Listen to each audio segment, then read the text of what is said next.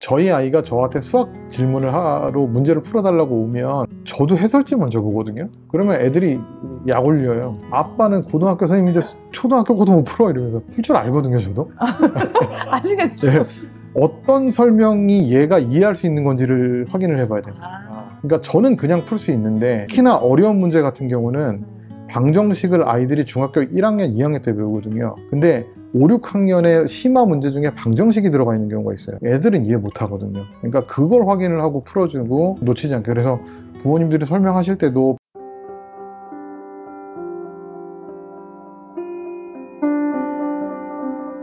결국 공부하는 법을 초등학교 때부터 스스로 좀 깨우쳐야 된다, 약간 이런 느낌을 좀 받거든요.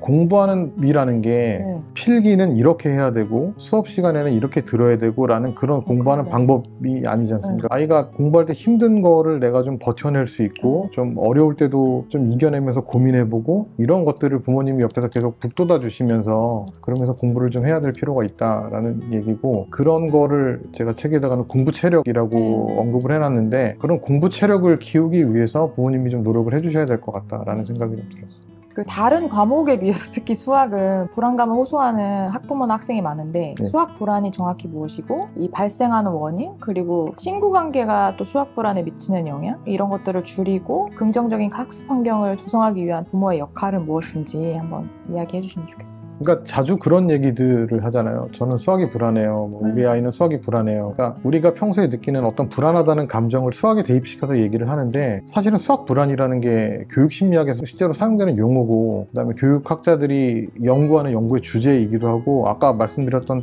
피사의 보고서에도 각 국가의 수학 불안 지수를 이렇게 표로 나타내서 비교할 정도로 굉장히 중요한 어떤 수치이거든요. 그러니까 수학 불안이라는 거는 일종의 어떤 증세인데, 자기가 수학과 관련된 상황, 그러니까 여러 학자들이 정의가 좀 다르긴 합니다. 근데 가장 일반적으로 통용되는 거는 수학에 관련된 상황에 직면하거나 직면하려고 했을 때 본인이 느끼는 불안한 감정을 이제 수학 불안이라고 부르고 있고요. 얼마 전에 시카고 대학의 심리학 연구팀에서 조사한 바로는 수학 불안이 있는 학생들은 본인이 수학 공부를 하려는 것 아니면 시험을 보려는 것만 알았어도 대뇌가 활성화된다는 연구 결과가 있듯이, 수학 불안이 있는 학생들은 수학에 대해서 굉장한 공포감을 가지고 있는 거죠. 그러니까 좀 수학 불안을 굳이 언급했던 이유는 좀 조심하셔야 될 것 같은 게, 수학을 못하는데 만약에 이 학생이 수학 불안 증세가 있는데 너는 왜 집중을 안 해? 라든가 네가 성의가 없으니까 못 풀잖아가 아니라, 이 학생은 정말로 힘든 상황이기 때문에 좀 도와줄 필요가 있는 상황인 거죠. 근데 수학 불안이 나타나는 어떤 원인들은 굉장히 여러 가지가 있고요. 연령별, 성별에 따라서 여러 가지가 있는데, 그거를 학부모님들께서 모두 다 알고 대처를 하시면 좋겠지만 어려우시니까 제가 본 바로는 연령별이 가장 좋지 않을까 싶은데, 많은 연구에서는 그렇게 얘기를 합니다. 초등학생 같은 경우는 수학 교과에 대해서 수학 불안이 많이 생긴다고들 합니다. 그러니까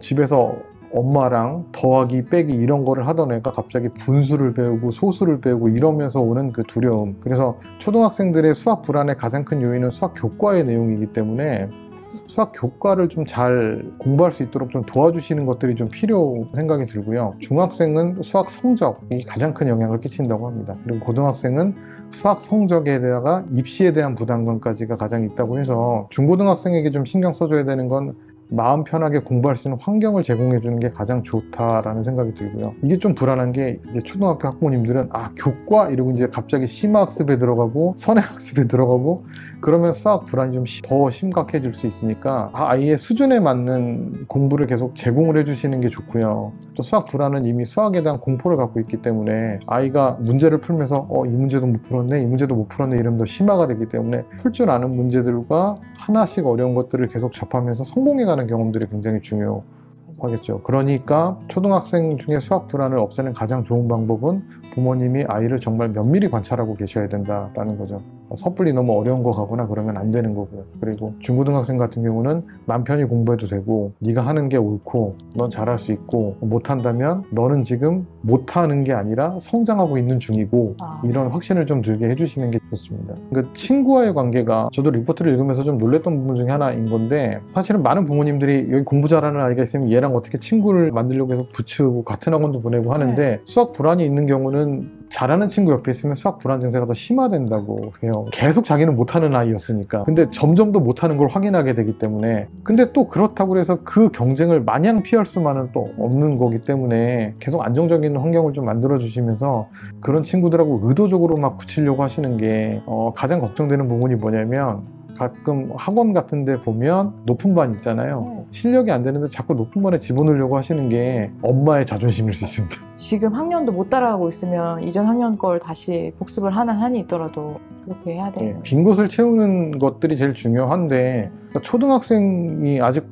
그 어린아이가 내가 여기가 부족하구나라고 하기는 좀 어려우니까 부모님이 각별히 좀 신경을 써주셔야 되는 게 필요하다고 생각을 합니다. 수학머리 얘기는 진짜 많이 하시는 것 같아요, 학부모님들이. 우리 아이는 수학머리가 없어서. 그러니까 수학자가 될 게 아니고 학교 수학을 잘하는 데는 수학머리는 그냥 자기 합리화일 뿐이다. 실제로 수학머리랑 성적의 건강인지 오해와 진실에 대해서 이야기해 주세요. 책을 쓰면서 가장 얘기하고 싶었던 주제 중에 하나가 이 수학머리거든요. 이게 너무 답답하니까 주변에 보면 저희 아이의 친구의 부모님이라든가 아니면 저희 와이프의 친구들이라든가 제가 수학 교사인 걸 아니까 수학 교육에 대해서 많이 물어보러 옵니다. 어떻게 공부시키는 게 좋아요? 뭐가 좋아요? 이렇게 하면 정말 하나도 빠짐없이 다 얘기를 해주거든요. 사실은 뭔가 속일 거야 라는 의심의 눈초리도 받기는 하지만 정말 하나도 빠짐없이 다 얘기를 해주는데, 이게 듣다가 보면 쉽진 않잖아요. 관찰을 해야 된다라든가 그런 게. 그러면 가만히 듣다가 마지막에 우리 애는 수학머리가 없는 것 같아요, 이런 얘기를 할 때가 있어요. 너무 답답하거든요, 사실은. 그러니까 그럼 도대체 수학머리가 뭔데? 라는 생각이 드는 겁니다. 그러면 수학머리는, 우리 아이는 수학머리가 없는 것 같아요 라는 말은 결국 재능인 거지 않습니까? 타고난 재능. 그러면 우리나라의 수학을 잘하려면 재능이 필요한 건가? 그러면 우리나라 교육과정은 잘못 만들어진 거잖아요. 재능이 있는 애들만 잘할 수 있는, 그렇게 특수한 아이들만 키우는. 그럼 우리나라 교육은 애초에 잘못된 거라는 뜻인데 그거는 아닌 것 같습니다. 그래서 저는 수학머리라는 개념이 사람들이 너무 낮게 생각하는 것 같은데 수학머리가 있기는 한 것 같아요. 그러니까 뭐 가우스 이런 수학자들 뭐 있겠죠. 그리고 학교에서도 있습니다. 재능이 있는 아이들이 있습니다. 수학머리가 있으면 분명히 목표 지점까지 빨리 가는 건 맞아요. 분명히 빨리 갑니다. 유리하고요. 문제는 뭐냐면 그렇게까지 빨리 갈 필요가 없는 거죠. 고등학교가 3년이니까. 그래서 수학머리가 있지 않다고 수학을 못하는 거는 아니라는 거죠. 충분히 시간이 충분하니까. 그걸 왜 자기 합리화라고 표현하냐면, 아이들이 가끔 와서 선생님 저는 수학머리가 없으니까 공부를 못하는 것 같아요. 부모님들은 우리 아이가 수학머리가 없으니까 쟤는 수학머리가 있는데 이렇게 얘기를 하거든요. 근데 수학 잘하는 방법 중에 하나 얘기를 하면 결국 부모님이 제일 궁금하신 건 뭐냐면 수학 잘하는 애들은 왜 잘하나 인 거잖아요. 근데 얘네들이 잘하는 이유는 뭐냐면 정말 그동안 아주 탄탄하게 축적된 학습 양 때문에 잘하는 거거든요, 사실은. 그러면 이 아이가 축적을 이만큼 시키는 동안에 얼마나 고통스러운 시간을 많이 보냈을 거며 잠도 못 자고 얼마나 고생을 했으며 그 힘든 시간을 버텨서 지금 그 위치에 온 건데 걔네들의 그런 노력을 다 평가절하해버리고 얘는 수학머리 때문에 그래 라고 하는 나쁜 결론인 겁니다. 사실은 쉽게 얘기하면 날로 먹겠다는 거죠. 그러니까 쟤는 수학머리가 있으니까 잘하는 건데 난 수학머리가 없으니까 못해가 아니라 얘가 그만큼 공부하지 않았기 때문에 못하는 거거든요, 사실은. 그러니까 수학머리가 있다고 공부를 잘한다는 거는 너무 자기 합리화인 거죠. 가끔은 공부를 열심히 하는 습관을 가진 것도 공부머리라고 얘기하는 경우도 있습니다. 공부머리도 계속 말씀드리는 거지만 아주 지속적인 훈련에 의해서 그게 만들어지는 거지. 그래서 부모님이 애가 공부하기 싫어할 때도 잘 제어해 주셔야 되고 그런 노력이 있어서 아이가 완성이 되는 거지. 그러니까 아주 우수한 학습 태도를 타고 태어난 아이 없습니다. 예. 그러니까 다 핑계대는 것처럼 느껴지는 거죠. 그래서 그런 오해하지 마시고 누구나 잘할 수 있다라는 생각을 하는 게 좋다라고 생각합니다. 가짜 선행을 멈추고 진짜 공부를 하자 뭐 이런 얘기를 하셨는데, 가짜 선행의 위험성을 경고하시면서 선행학습은 아까도 얘기하셨지만 하는 게 아니라 되는 거라고 강조하셨잖아요. 가짜 선행, 그러니까 실제로 학생들을 많이 보시니까 가짜 선행을 하는 애들이 수학 공부에 어떤 부정적인 결과를 초래하는지 설명해 주시고, 진짜 수학 공부를 통해서 자연스럽게 선행을 할 수 있는 방법 알려주세요. 가짜 선행이라고 하는 거는 실제로는 이른바 말하는 카더라 통신이라는 거죠. 그러니까 중학교 때 고등학교 걸 안 하면 큰일 난다. 부모님들께서도 한 번쯤은 물어보셨으면 좋겠어요. 중학교 때 고등학교 거 안 하면 큰일 나요. 왜요? 이렇게 한 번만 물어봐 주셨으면 좋겠어요. 그 이유가 뭔지. 아마 그거에 대해서 납득이 되시면 그냥 하시면 될 텐데 납득하기 쉽지 않으실 거예요. 그게 정확한 이유가 있는 게 아니기 때문에. 예전에 한번 저희 아이랑 이렇게 가다가 누가 그러니까 선행학습에 대해서 얘기를 한 적이 있었는데, 그분은 제가 수학 교사인지 모르지 않습니까? 초등학교 3학년 3학년이었을 때요. 어디 공부하냐고 그래서 3학년과 하고 있는데요. 그랬더니 저한테 큰일 난다고 그러시더라고요. 지금 5학년권 해야 되는데 그럼 큰일 난다고. 우리 아이를 아십니까? 그 부모님들께서도 그 이유를 명확히 알고 계셔야 되는 것 같습니다. 그러니까 가짜 선행학습이라는 것이 아이한테 얼마나 안 좋은 영향을 끼치냐면, 우선 기본적으로 예전에 공부했던 내용 중에 빈 곳이 분명히 있을 건데 거기서 이걸 메우지 않고 더 다른 걸 배우는 거잖아요. 그럼 실제로는 진도를 나간 것처럼 느껴지고 아이도 뭔가 성취감이 있겠지만 결론적으로는 모르는 게 늘어난 거에 지나지 않습니다. 예전엔 요만큼만 모르면 됐었는데 이만큼 모르게 된 거예요. 그러니까 모르는 건 점점 많아지는 거고 공부는 점점 하기 싫어지는 거고, 그런 학생들이 고등학교에도 꽤 많이 있습니다. 중위권 대상으로 수업을 해야 되기 때문에 교과서 중심으로 미적분 수업을 하는데 대부분의 아이들이 자랑스러운 표정으로 전 다 알아요 라는 표정으로 쳐다보고 있어요. 다 계산할 줄 안다고 이렇게. 그러면 저희 학교에는 3, 4등급은 없어야 되지 않습니까? 기본적인 개념들이 잘 안 갖춰져 있는 경우들이 많이 있어요. 앞에 배운 선행학습이 잘못된 게 아니라 앞쪽에서 비어있는 내용 때문에 문제가 생기는 거라는 거죠. 그러니까 선행학습은 죄가 없다라는 얘기를 많이 하는 거예요. 선행학습하는 건 잘못이 아닙니다. 학원 다니는 것도 잘못이 아니고, 다만 그동안에 있었던 빈 곳을 잘 채워놓고 나간다면 괜찮다. 그러니까 빨리빨리 빈 곳을 채우고 앞서 나가는 방식으로 선행학습을 하면 분명히 도움이 될 거다라고 생각을 합니다. 까먹지 않아요? 초등학교 때 중등 수학 다 하고 나면은 올라가면 까먹지 않나요? 예, 그래서 계속 복습을 해야 되는 거죠. 그러니까 그게 빈 곳인 거예요. 계속 복습을 해야 되는 건데, 그러니까 중학교 때 고등학교 걸 한번 훑고 지나가서 고등학교에 올라오면 나쁠 수가 없잖아요. 당연히 좋죠. 예습을 하고 왔는데. 다만 얘가 중학교 때 고등학교 걸 훑는 그 순간에 중학교 게 완성이 돼 있냐의 문제인 거죠. 선행학습을 할 거면 자기가 체크를 해보고 안 되는 걸 빨리빨리 마무리를 하고 선행학습을 하면 당연히 도움이 됩니다. 그러니까 선행학습이 도움이 되냐 안 되냐 논쟁 자체는 의미가 없어 보이는데, 다만 내가 선행학습을 할 자격이 되냐의 문제인 거죠. 그러니까 자격을 갖추는 게 중요하다라는 생각이 드는 겁니다. 근데 아까 말씀해 주셨던 초등학생이 미적분을 하는 거는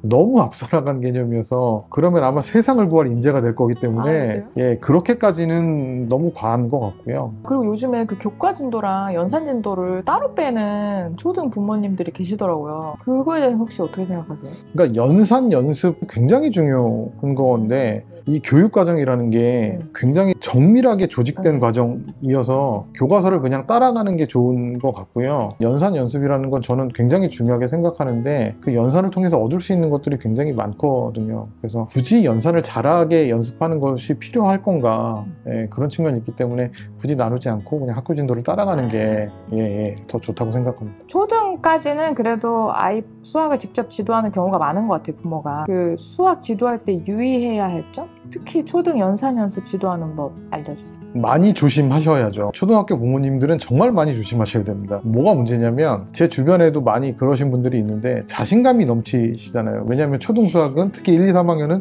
쉬우니까. 근데 문제는 뭐냐면, 나는 분명히 내 아이를 알려줬는데 얘는 계속 몰라요. 분명히 내 앞에서는 안다고 했는데 네가 설명을 잘못 들어서 그래, 이런 식으로 가긴 하는데, 문제는 뭐냐면 부모님은 이 아이가 어디까지 배웠고 얼마나 알고 있는지를 모르시지 않습니까? 근데 본인은 다 할 줄 알잖아요. 그러니까 그 방법을 그대로 집어넣는 건데 이 아이는 이해하지 못합니다. 그래 놓고 이제 아이한테 네가 열심히 하지 않아서 그래, 너와 집중하지 않아서 그래, 그런 식이라는 거죠. 그러니까 교수학습 과정이라는 거는 굉장히 전문가의 영역, 그래서 전문가의 영역인 거고, 부모님이 초등학교 아이를 가르치시려면 교육과정을 먼저 보셔야 됩니다. 교육과정을 파악하지 않고 초등학교는 언제부터 어려워지지? 3학년 때부터 어려워진다고 합니다. 왜 어려워지죠? 그러면 분수가 나옵니다. 처음으로 분수가 등장할 때가 초등학교예요. 그러면 아, 그렇구나, 분수가 나오니까 어려워지는구나 라고 들으셨잖아요. 그러시면 안 된다는 게, 그러면 아, 분수가 나오니까 초등학교 3학년이 어려워진다가 아니라, 근데 실제로 보시면 초등학교 3학년 때 분수는 분모가 같은 분수만 다릅니다. 그게 그렇게 어렵지는 않겠죠, 아이가 푸는데. 근데 예를 들면 이제 아이한테 비교를 시키는 거예요. 그거하고 단위 분수라는 걸 비교를 시키는데, 예를 들면 3분의 2하고 2분의 1 중에 뭐가 더 크지? 라고 물어보는 거죠. 그러면 그걸 왜 몰라? 이러면서 자, 분모를 6으로 통분해가지고, 근데 통분은 4학년 때 나오거든요. 4, 5학년 때. 이 아이는 통분을 몰라요. 왜냐하면 최대 공약수, 최소 공배수를 아직 안 배웠거든요. 근데 괜찮아, 아빠 말 들어, 이렇게 풀면 다 풀려 라고 해버리면, 초등학교 3학년 때 분수를 뭘로 배우냐면, 그러니까 3분의 1은 3개 중에 하나로. 그럼 그 개념을 못 배우고 지나간 거잖아요. 그럼 이 개념을 못 배우고 지나간 애들이 무슨 일을 저지르냐면 45분이 몇 시간인지를 계산하지 못합니다. 왜냐하면 45분이 몇 시간인지를 헤매고 있으면 부모님이 이제 소리 지르시겠죠. 1시간이 몇 분이야? 라고. 알고 있습니다. 1시간이 60분인지. 그래도 45분은 계산하지 못해요. 그러니까 60분이 60개로 나눈 것 중에 하나라는 개념이 안 들어가 있는 상태에서 통분만 배웠기 때문에. 그래서 교육과정을 반드시 보셔야 되고, 교육과정을 보시고 아래쪽에 보시면 성취 기준이라는 게 있습니다. 그걸 보시면서 아이가 어디까지 배우고 있는지를 꼭 확인하셔야 돼요. 특히 초등학생들은. 중학생부터는 알아서 배우지만. 그리고 또 하나 좀 필요한 건 뭐냐면 가르쳐 주실 준비도 좀 필요한데, 그러니까 이제 제가 책에도 썼던 얘기 중에 하나가 뭐냐면, 아이가 초등학교 1학년에 입학을 하게 되면 부모님 입장에서 얼마나 벅차하시겠어요. 아무것도 모르는 애가 지 몸만한 가방을 메고서 학교에 이렇게 걸어가니까. 근데 아이한테는 좀 큰 변화가 일어나긴 합니다. 그러니까 그 전까지는 못하지 않으면 칭찬받았는데, 이제부터는 잘하지 못하면 혼나는 상황이 돼버리는 거잖아요. 공부 때문에 이제 애들이 부담을 가지기 시작하는 거죠. 그래서 공부가 하기 싫어지는데 부모님이 잔소리까지 하시니까 공부는 나쁜 거구나라는 이미지가 생기는 거죠. 거기다가 갑자기 부모님이 수학을 하자고 부르셨는데 무슨 얘기하는지도 잘 모르겠고 몰라 이러니까 겁만 나고. 그래서 가르쳐 주실 준비가 필요한데요, 이런 게 있습니다. 저희 아이가 저한테 수학 질문을 하러 문제를 풀어달라고 오면 저도 해설지 먼저 보거든요. 그러면 애들이 약 올려요. 아빠는 고등학교 선생님인데 초등학교 것도 못 풀어 이러면서. 풀 줄 알거든요, 저도. 아시겠죠? 네. 어떤 설명이 얘가 이해할 수 있는 건지를 확인을 해봐야 돼요. 그러니까 저는 그냥 풀 수 있는데, 특히나 어려운 문제 같은 경우는 방정식을 아이들이 중학교 1학년, 2학년 때 배우거든요. 근데 5, 6학년의 심화 문제 중에 방정식이 들어가 있는 경우가 있어요. 애들은 이해 못 하거든요. 그러니까 그걸 확인을 하고 풀어주고 놓치지 않게. 그래서 부모님들이 설명하실 때도 방법들을 좀 해설지를 보시면서 이렇게 설명해야 되는구나 좀 확인해 보시는 게 좋고, 특히 EBS 같은 경우 무료로 강의가 제공되니까 그 강의도 좀 들어보시고 그러시는 게 좀 필요할 것 같고요. 연산 연습에 대해서 말씀드리면, 연산은 아주 중요합니다. 정말로 많이 중요한데, 많은 학부모님들이 연산을 그냥 계산, 산수 정도로만 여기시는 거예요. 그러니까 두 자리 곱하기 두 자리는 어떻게 하는 거야? 그래서 애가 답을 내면 됐네! 그리고 넘어가시는 경우가 많거든요. 근데 연산 과정에서 아이들이 깨닫는 게 굉장히 많습니다, 사실은. 그러니까 아주 지겹더라도 연습을 계속해야 되는 거거든요.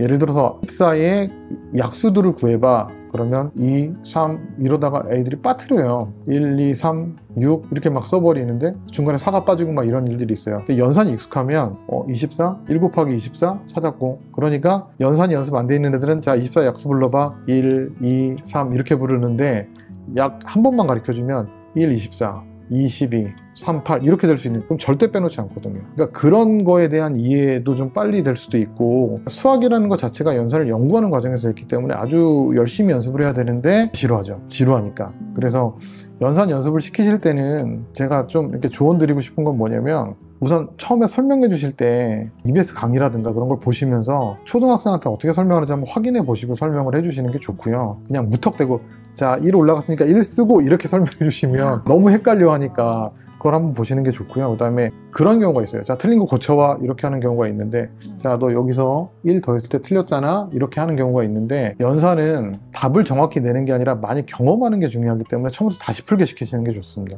예를 들면 12 곱하기 3을 36인데 38로 쓴 애가 2 곱하기 3이 6이구나를 고친다고 해서 이 문제를 다시 안 틀리는 건 아니거든요. 그러니까 틀린 거는 처음부터 다시 풀도록 해주는 게 좋고, 그리고 처음에 연습할 때는 속도를 너무 강조하시면 안 좋습니다. 그래서 아이들한테는 처음 연습시키실 때는 30분만 하자가 좋습니다. 20문제 풀어 그러면 아마 신의 속도를 보여줄 겁니다. 빨리 풀고 놀아야 되니까. 예. 그리고 암산도 안 시키시는 게 좋아요. 굉장히 중요하다고 생각하시잖아요. 근데 지금 뭐 많은 어른분들께서 12 곱하기 3을 계산하라고 하면 이렇게 하시는 분은 없습니다. 그냥 36이라고 얘기를 하죠. 그러니까 나이 들면 다 할 수 있는 거거든요, 사실은. 그래서 암산 시키시는 것도 별로 좋지 않고 계속 경험하게 해주시는 게 좋고, 그리고 자꾸 어떤 빨리 하는 기법들을 알려주시는 것도 그렇게 좋지는 않습니다. 예전에 우리나라에서 9구단을 19단까지 외우는 게 유행인 적이 있었어요. 맞아요. 그게 수학에 무슨 도움이 될까가 전 사실 좀 의심스럽거든요. 19 곱하기 18을 계산을 잘하면 되는 건데, 그리고 뭐 예를 들면 23 더하기 8로 계산을 한다고 하면 막 어려워서 3 더하기 8이니까 11 이렇게 고민하고 있는 애한테 봐봐 23 더하기 8이야 23 더하기 7 더하기 1이니까 31이야 이렇게 알려주고 싶으실 텐데 학교에서 다 알려주거든요, 사실은. 그러니까 그냥 아주 우직하게 연습만 시키시면 되고, 다만 꼭 강조드리고 싶은 건 아주 지속적으로 하루도 빼놓지 말고 조금씩 연습을 시켜서 아이가 익숙해지게 해주시는 게 필요합니다. 연산은 굉장히 아이한테 많은 거를 가져다 줍니다.